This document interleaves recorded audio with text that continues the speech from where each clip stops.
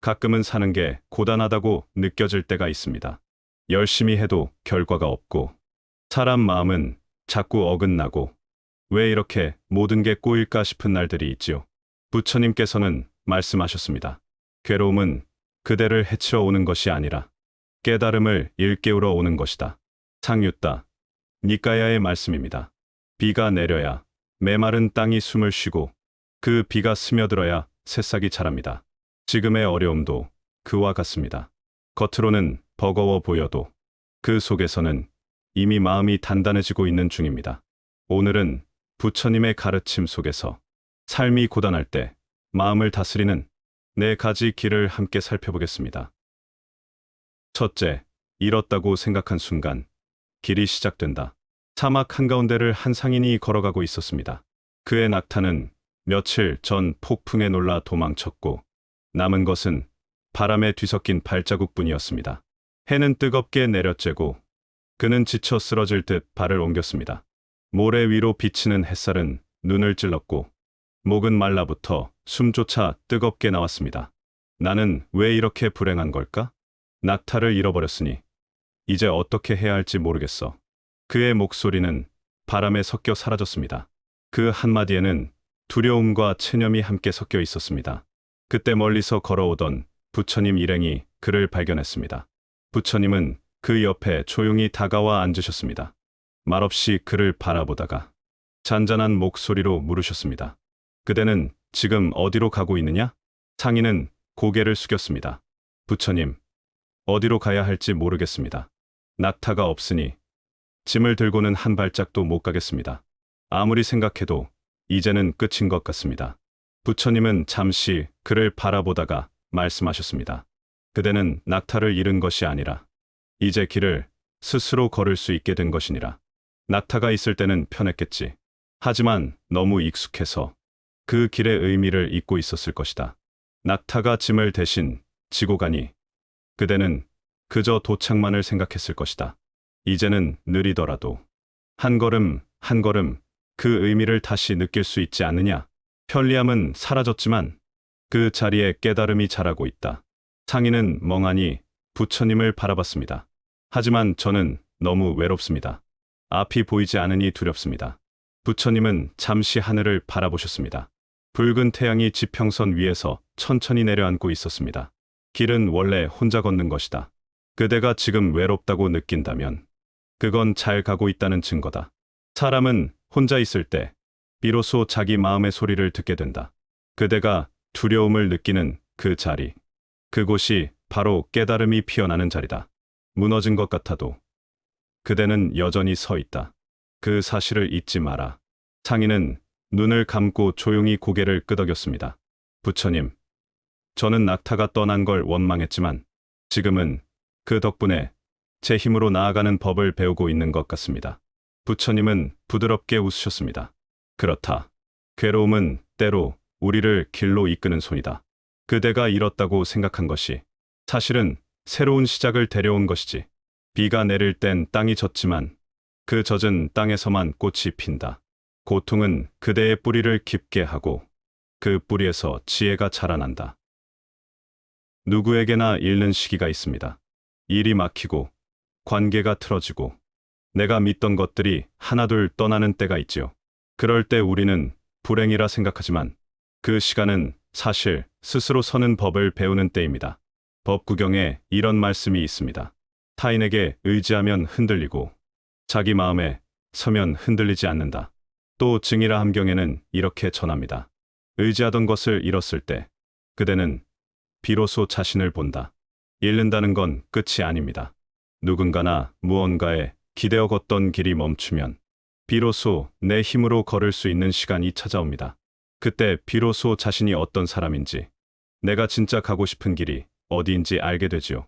괴로움이 깊을수록 마음은 단단해지고 잃어버림이 클수록 배움은 커집니다.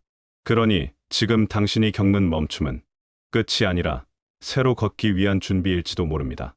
그대의 걸음이 비록 느리더라도 그건 분명 앞으로 나아가는 걸음입니다. 둘째, 힘들 때일수록 바라보는 방향을 바꿔라. 사와티 마을의 강가에 사는 한 농부가 있었습니다. 그는 해마다 쌀을 보관해 장터에 내다 팔며 가족을 먹여 살렸습니다. 그런데 그해 여름, 예상치 못한 폭우가 내려 창고가 무너져 내렸습니다. 그 안에 있던 곡식도 모두 젖어버렸습니다.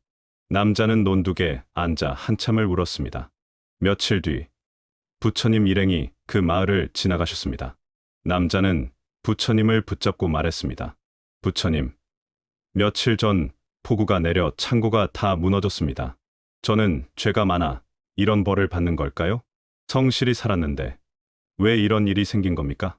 부처님은 남자의 곁에 조용히 앉아 무너진 창고와 들판을 번갈아 바라보셨습니다. 그대여, 올 봄엔 가뭄이 심했다지? 예, 맞습니다. 물이 없어 농사가 거의 망할 뻔했습니다. 그렇다면 이 비가 없었더라면 그대의 노는 어땠겠느냐? 남자는 말문이 막혔습니다. 아마 아무것도 잘하지 못했을 겁니다. 그렇다. 비는 창고를 무너뜨렸지만 그 비 덕분에 노는 살아났느니라. 사람의 눈은 잃은 것만 보지만 삶은 언제나 다른 쪽에서 채워지고 있지. 남자는 고개를 들었습니다. 멀리 논둑 사이로 고요히 물결이 비치고 있었습니다. 창고는 무너졌지만 논에서는 싹이 자라고 있었습니다. 부처님은 미소 지으며 말씀하셨습니다. 무너진 것은 불행이 아니라 다른 곳이 살아나는 과정이니라. 삶은 한쪽이 닫히면 다른 쪽이 열린다. 봄이 가야 여름이 오듯 하루가 저물어야 새 날이 밝는다. 그러니 그대는 지금 지는 해만 보지 말고 저 멀리 떠오를 새해를 보아야 하느니라. 남자는 그 말을 듣고 한참 동안 논을 바라보았습니다. 바람이 불어 초록빛 물결이 흔들리고 그 속에서 새 생명의 냄새가 났습니다. 부처님, 저는 창고만 잃었다고 생각했습니다. 하지만 이제 보니 그 덕분에 논이 살아났군요. 부처님은 고개를 끄덕이셨습니다. 그대가 바라보는 방향을 바꾸는 순간 삶도 그대를 향해 움직이기 시작하느니라. 괴로움은 사라지라고 온 것이 아니라 그대를 깨닫게 하러 오는 것이니라. 삶이 무너지는 듯 느껴질 때 그 속에서는 다른 무언가가 자라나고 있습니다. 부처님은 법구경에서 이렇게 말씀하셨습니다. 마음이 어둡다면 세상도 어둡고 마음이 밝으면 세상도 밝다. 눈을 바꾸면 세상이 달라집니다.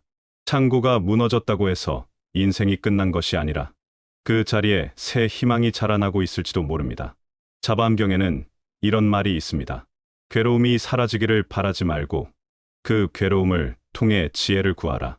삶이 고단할수록 왜 이런 일이 일어났을까 보다 이 일은 나에게 무엇을 가르치려 하는가를 물어야 합니다. 잃은 것을 붙잡기보다 남은 것을 바라보세요. 그 시선이 바뀌는 순간 삶은 이미 다른 방향으로 흐르기 시작합니다. 셋째, 너무 버거울 땐 잠시 멈춰도 괜찮다. 그날도 해가 뜨기도 전에 한 제자가 일어났습니다. 새벽 안개 속에서 마을을 돌며 사람들의 집을 청소하고 아이들을 돌보고 병든 이들을 찾아갔습니다. 그는 언제나 부처님의 가르침을 마음에 새겼습니다. 남을 돕는 것이 곧 수행이다. 하지만 어느 날부터인가 몸이 무겁고 숨이 가빠졌습니다. 남의 고통을 들어줄 때마다 오히려 자신의 마음이 점점 무너져 내렸습니다. 그는 밤이 되어도 잠이 오지 않았습니다. 며칠 후 제자는 부처님께 찾아와 무릎을 꿇었습니다. 부처님, 저는 요즘 너무 지칩니다.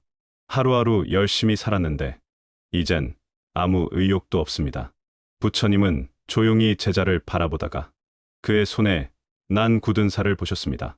그대는 요즘 수행을 많이 하는구나. 예. 멈추면 마음이 나태해질까 봐 두렵습니다. 부처님은 미소를 띠며 근처의 수레를 가리켰습니다. 저 수레를 보아라. 제자는 고개를 돌렸습니다. 한 노승이 쓰던 낡은 수레가 벽에 기대어 있었습니다. 바퀴는 먼지로 덮여 있었고 축은 마른 기름 때문에 삐걱거렸습니다. 만약 저 바퀴가 쉬지 않고 계속 굴러간다면 어떻게 될까? 곧 닳아버릴 겁니다. 그렇다. 그래서 바퀴는 멈춰야 한다. 기름칠도 하고 축도 시켜야 다시 먼 길을 간다. 그대의 몸과 마음도 다르지 않다. 제자는 고개를 떨구었습니다. 그래도 멈추면 일이 쌓입니다. 다시 시작하기 어려울까 봐 두렵습니다. 부처님은 고개를 저었습니다. 멈춘다고 길이 사라지는 게 아니다. 길은 그 자리에 있다. 걷는 것만이 전진이 아니고 멈춤 속에서도 길은 이어지고 있다. 잠시 침묵이 흘렀습니다. 사원 마당 너머로 저녁 바람이 불어왔습니다. 부처님은 나지막이 덧붙이셨습니다. 걷지 못할 땐 앉아라. 앉을 수 없으면 누워라. 쉼은 게으름이 아니라 회복이다. 삶이 고단할 때 우리는 자꾸 이렇게 생각합니다. 지금 멈추면 뒤처질 거야. 중화암경에는 이렇게 전합니다. 몸이 쉬면 마음이 쉬고 마음이 쉬면 지혜가 자란다. 또 법구경에는 이런 구절이 있습니다. 달리는 자는 먼 길을 보지 못한다. 멈추는 자가 길을 본다. 바퀴가 멈추어야 다시 구르듯 당신의 삶도 잠시 멈춰야 더 멀리 갑니다. 쉬는 건 잘못이 아닙니다. 당신은 지금 잠시 기름칠의 시간을 지나고 있을 뿐입니다. 셋째, 삶은 흘러가고 결국 길은 열린다. 사와티 근처의 어느 마을에 한 농부가 살았습니다. 그는 해마다 논에 물을 대기 위해 새로운 물길을 만들었습니다. 올해는 비가 적어 논이 말라버렸습니다. 그는 물이 흐르지 않자 삽을 들고 밤늦게까지 땅을 팠습니다. 조금만 더 파면 물이 오겠지. 하지만 흙은 점점 단단해졌고 물이 새어나오긴커녕 삽자루만 달아갔습니다. 며칠째 잠도 못 자고 물길을 파던 농부는 결국 지쳐 부처님을 찾아갔습니다. 부처님, 아무리 노력해도 물이 제 뜻대로 흐르지 않습니다. 저는 대체 뭘 잘못하고 있는 걸까요? 부처님은 농부를 바라보며 잠시 묻은 그의 손을 잡았습니다. 그대는 땅을 얼마나 팠느냐? 며칠 밤낮을 팠습니다. 물을 억지로 끌어오려 했습니다. 부처님은 근처 강가로 농부를 데려가셨습니다. 물이 느릿하게 흐르고 있었습니다. 저 물을 보아라. 물이 흐르는 이유가 무엇이냐?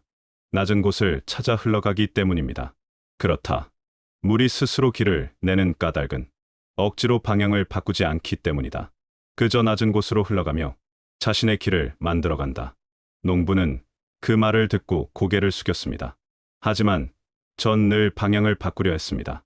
물을 제 뜻대로 움직이게 하려 했지요. 부처님은 조용히 웃으셨습니다. 삶도 그렇다. 그대가 자꾸 방향을 바꾸려 하면 삶은 막히고 메마른다. 때로는 기다림이 흐름이 된다. 삶은 그대의 뜻을 거스르는 것 같아도 결국은 가장 자연스러운 곳으로 흘러간다. 농부는 한참 동안 강물을 바라보았습니다. 햇살에 반짝이는 물결이 돌부리를 돌아나가며 천천히 흘러갔습니다. 그는 손에 쥔 삽을 내려놓았습니다. 저 물은 제 마음 같네요. 억지로 움직이려 하면 탁해지고 그냥 두면 스스로 길을 찾는군요. 그래, 그대의 마음도 물과 같으니라. 흐르지 않게 잡아두면 썩고 억지로 흐르게 하면 갈라진다. 그냥 흘러가게 두면 맑아지고 스스로 길을 낸다. 그날 이후 농부는 더 이상 밤새 땅을 파지 않았습니다. 비가 오면 그 물이 흘러가도록 기다렸고 물이 들어오면 감사히 받아들였습니다. 그리고 이상하게도 그가 욕심을 내려놓자 논에는 다시 물이 고이고 벼는 푸르게 자라기 시작했습니다. 삶이 마음대로 되지 않을 때가 있습니다. 아무리 애써도 일이 풀리지 않고 계획이 어긋나고 사람의 마음까지 흐트러질 때가 있지요. 하지만 억지로 방향을 바꾸려 하지 마십시오. 삶은 이미 흐르고 있습니다. 지금 막혀 보이는 일도 조금만 시간이 지나면 당신이 흘러가야 할 자리로 바뀔 것입니다. 법구경에도 이런 구절이 있습니다.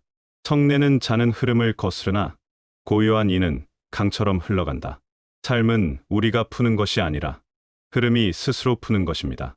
그러니 믿으십시오. 당신의 인생도 지금 천천히 길을 내고 있습니다. 삶이 고단할 때 우리는 흔히 이렇게 말합니다. 왜 나만 이렇게 힘들까? 하지만 부처님의 가르침은 다릅니다. 괴로움은 우리를 해치려는 것이 아니라 다시 일어서게 하는 배움의 길이기 때문입니다.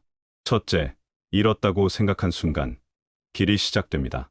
모든 걸 잃었다고 느낄 때, 그때 비로소 우리는 스스로의 발로 걷는 법을 배웁니다. 둘째, 힘들 때일수록 바라보는 방향을 바꾸십시오.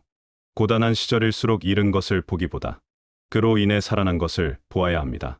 시선을 바꾸는 그 순간, 삶도 그대를 향해 움직이기 시작합니다. 셋째, 지쳤을 땐 잠시 멈춰도 괜찮습니다. 부처님은 말씀하셨습니다. 걷지 못할 땐 앉아라. 앉을 수 없으면 누워라. 멈춤은 포기가 아니라 회복입니다. 쉬어가는 동안 마음의 숨이 돌아옵니다. 셋째, 삶은 흘러가고 결국 길은 열립니다. 삶은 물처럼 흘러가며 억지로 바꾸지 않아도 스스로 길을 냅니다. 막힌 듯 보여도 그 아래에서는 이미 새로운 흐름이 시작되고 있습니다. 부처님은 법구경에서 이렇게 말씀하셨습니다. 비가 내리면 땅이 적시고 바람이 불면 구름이 흩어진다. 세상은 스스로 그러한 법으로 움직인다. 삶의 일들은 우리의 뜻과 다르게 흘러가지만 그 흐름이 결국은 우리를 제자리로 데려다 줍니다. 지금은 어지럽고 힘들어 보여도 그 속에서 이미 변하고 있는 것이 있습니다. 언젠가 돌아보면 모든 일이 다 그 자리에 있었음을 알게 될 것입니다. 부처님은 증이라 함경에서 이렇게 말씀하셨습니다. 겨울이 깊어질수록 봄은 가까워지느니라. 고통이 닿으면 기쁨이 스스로 일어난다. 그러니 기억하세요. 삶은 우리가 조종하는 것이 아니라 흐름이 스스로 길을 냅니다. 비가 내리면 꽃이 피듯 당신의 고단함 또한 지금 새로운 시작을 준비하고 있습니다.